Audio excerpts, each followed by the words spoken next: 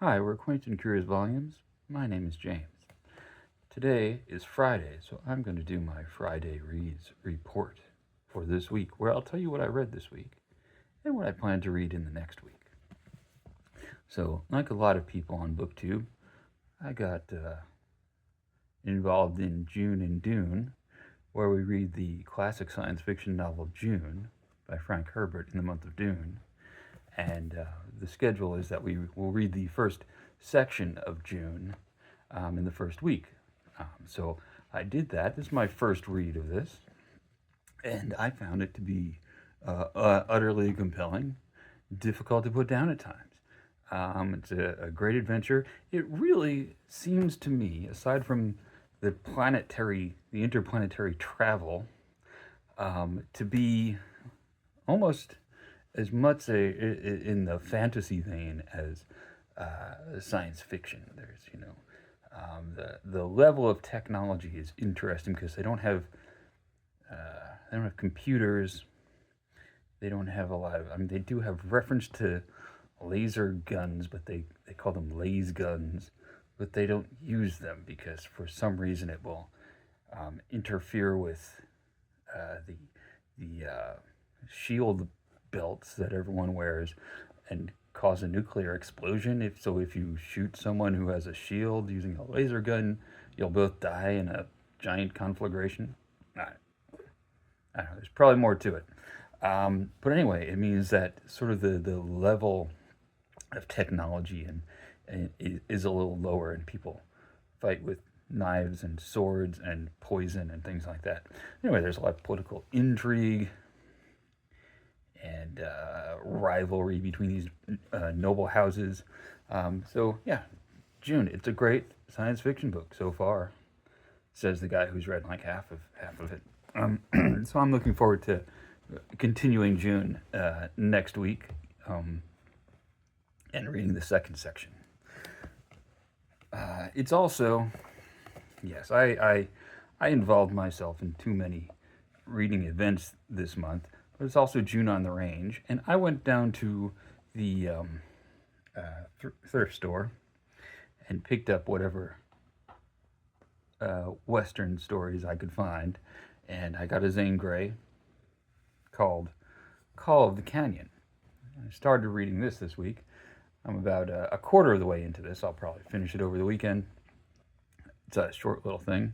And Zane Grey, one of the most prolific and popular authors of Western stories, especially in the early part of the 20th century.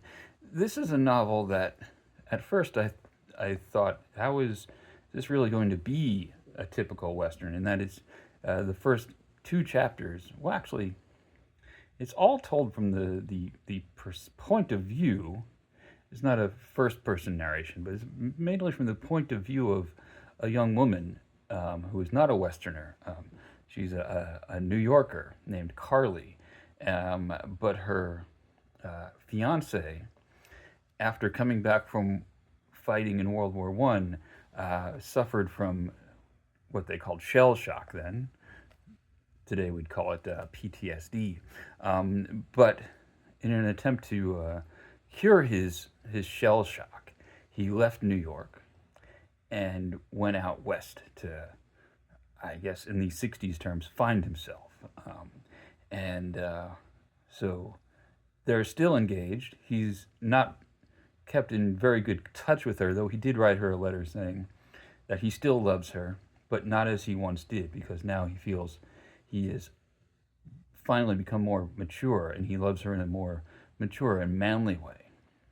He does not invite her to join him out west in Arizona, but she decides that she's going to. So she gets on a train. A lot of the first couple of chapters are her traveling by train and then by wagon to this remote lodge in a canyon where her fiance, whose name is Glenn Kilbourne, is living and working and sort of rebuilding his life and his sense of self. So she surprises him basically, and we meet him. He was a city slicker, but now he's become a bronzed, muscular frontiersman, and it's interesting. It's very sort of chaste in a way. There's a lot of talk of making love, but in the older sense of sort of sweet talking each other and flirting. Um, and so anyway, the point I'm at, Carly has arrived. She's met Glenn. She's met another young woman named Flo, who is possibly a rival for Glenn's affections, and some other of the Western characters that will probably people the rest of this story. There's not a lot of adventure to it yet. Maybe that will come later on. But yeah, so that was. This has been an interesting read. There's some very old-fashioned ideas about men and women. For example, Glenn is kind of saying that maybe Carly should be more interested in work and cooking and raising children, and as a big city girl, she doesn't really want to do that. It hasn't really come to a head yet. But there you go. Let me see. There was a section that yeah. He raves. Yeah. So he's making dinner for Carly at his cabin, and he says, "Girl, do you know how to make biscuits?" he queried. "I might have known in my school days, but I've forgotten," she replied. "Can you make apple pie?" he demanded imperiously. "No," rejoined Carly. "How do you expect to please your husband?" "Why, by marrying him, I suppose," answered Carly, as if weighing a problem. "That has been the universal feminine point of view for a good many years," replied Glenn, flourishing a flower-whitened hand. "But it never served the women of the Revolution or the pioneers, and they were the builders of the nation. It will never serve the wives of the future if we are to survive." "Glenn, you rave," ejaculated Carly, not knowing whether to laugh or be grave. "You are talking of humble housewifely things." "Precisely, the humble things that were the foundation of the great nation of Americans. I meant work and children." Carly could only stare at him. So, uh, so we'll see where this goes. Says he might have begun in fun, but he had finished otherwise. She felt that she really did not know this man. Had he arraigned her in judgment?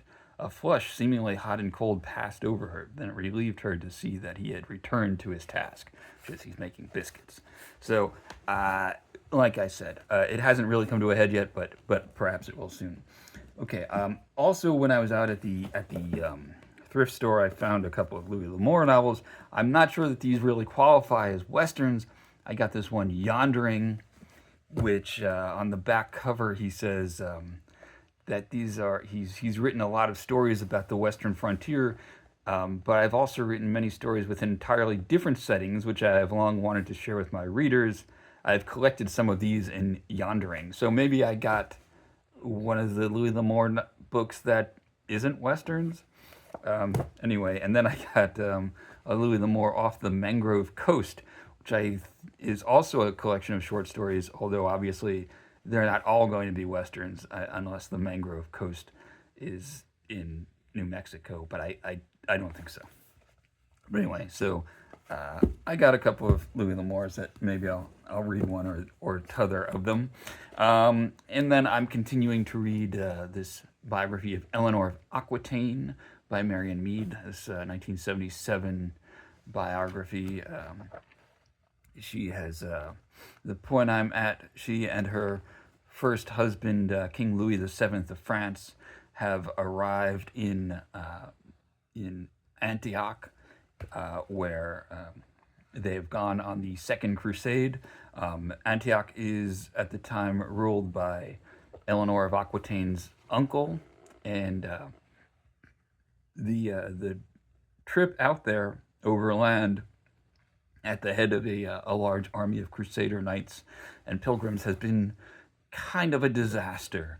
They've lost a couple of skirmishes with the Turkish army, and they're supposed to go and either reinforce or liberate the city of Edessa, but Louis wants to first go to Jerusalem to pray, even though Jerusalem is not threatened at the time, but he feels that it's important to make this full pilgrimage to the Holy Sepulchre before he actually engages in the main military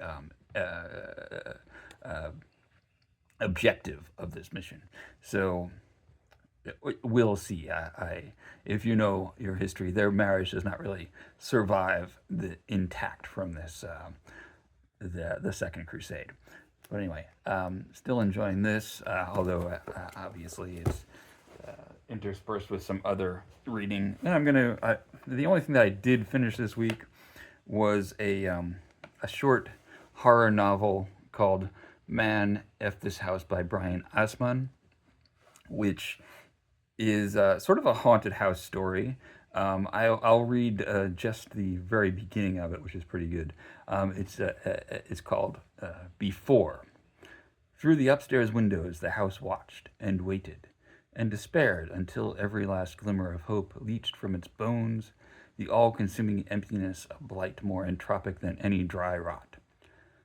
Bowing its eaves, bending its beams, cracking its foundations, leaving it a cicada skin, a vacant replica of the thing it once was, doomed to wither and flake, and battered by the dumb vagaries of man and nature alike, eventually dissolve into the wind. And then it goes to the next chapter when the family of protagonists, or is the house the protagonist? The family arrives at the house to begin getting haunted. I talked a bit about this earlier in the week. It's okay. It gets better towards the end. The action picks up, and it's fun. It's humorous. I objected to the idea of cooking a pot roast on moving day. I still think that's ridiculous. I'm sure most people would agree if they've. Anyway, I won't harp on that anymore. But yeah, it's a little thing you can get on Kindle, and it's a fun little haunted house read. Another thing that I saw on BookTube this week was Bren Jones, who has a channel. He's gotten some attention for his video where he's proposing to read all of the Penguin classics in order, or something like that. And he did one of the 10 big books that I read, but you don't have to, in which he, it was interesting because he talked about books that he has read. A lot of people are making these videos about, I'm going to read these 10 big books, but you don't have to, but I'm going to, I want, or something like that. These are books he has read, and he has different relations to them. Some of them he quite likes, and some he doesn't. And one that he, in particular, seemed to not really care for was selected or collected poems of Louise Glück, the one with the picture of Saturn on the cover. So that was the one that from 2012. And he said that it didn't quite. Well, he used a lot of sort of metaphor terms from other arts. It didn't sing or dance or hum or vibrate. And he found the poems kind of. I don't think he used the word austere, but that was the sense that I got of what.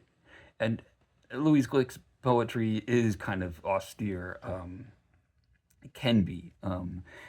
But it got me thinking about her, and I went and I got out her last book, which is called Winter Recipes from the Collective. It has this picture of a duckling on the cover. And this was from 2021. I'm living in the wrong century. Here I'm talking about a bunch of books and poems, so obviously I'm in the wrong century. But I wanted to read the last poem in this book, which might be the last thing she published, because she died last year. But this is a poem that she wrote in 2020, and it's called Song. It's not long. Anyway. Leo Cruz makes the most beautiful white bowls. I think I must get some to you. But how is the question in these times? He is teaching me the names of the desert grasses. I have a book, since to see the grasses is impossible. Leo thinks the things man makes are more beautiful than what exists in nature. And I say no. And Leo says, wait and see. We make plans. We walk the trails together. When I ask him, when? Never again. This is what we do not say. He is teaching me to live in imagination. A cold wind blows as I cross the desert. I can see his house in the distance. Smoke is coming from the chimney. That is the kiln, I think. Only Leo makes porcelain in the desert. Ah, he says, you are dreaming again. And I say, then I'm glad I dream. The fire is still alive. So that song by Louise Glück from 2020, it was when it was written and published in 2021. I wonder how much of what makes this poem seem to resonate with life is knowing that what was going on in the world at the time it was written. Would this poem be as interesting if we, if we didn't know about 2020? Probably not. But it does have these resonances, with what people were thinking and doing. Also, and I'm thinking specifically about the sort of impossibility of meeting this person, this Leo Cruz, in person, because travel is restricted. But also about the way that people kind of reconnected with different art forms and types of imagination, imaginative practices during that period. And Louise Glück, she's an old person at this time, and as we all kind of get older, the possibilities of actually doing things kind of restrict, and things happen in our imaginations. I don't know that I'll. I talked earlier in the week in the roadmap of your life tag. I don't know that I'll ever travel very much again. And I don't feel that my life is impoverished for it, because I travel and I go places in my imagination and in the imagination of the people whose books I read. So this poem kind of resonated for me. It meant, and it had some interesting resonances with the first chapter of Dune, dreaming of going to the desert, and learning about the grasses that are there. Of course, there are no grasses on Arrakis, but Paul is seeing things in his mind that, well, maybe they're going to be real, maybe they're not. But as Leo says, wait and see. Anyway, that's all I had this week. Do you think that this poem benefits from knowing the time that it was written and published? I mean, I certainly think it does. But I also find it quite moving. So let me know. Do you like to know things about the poet and the time when you're reading a poem?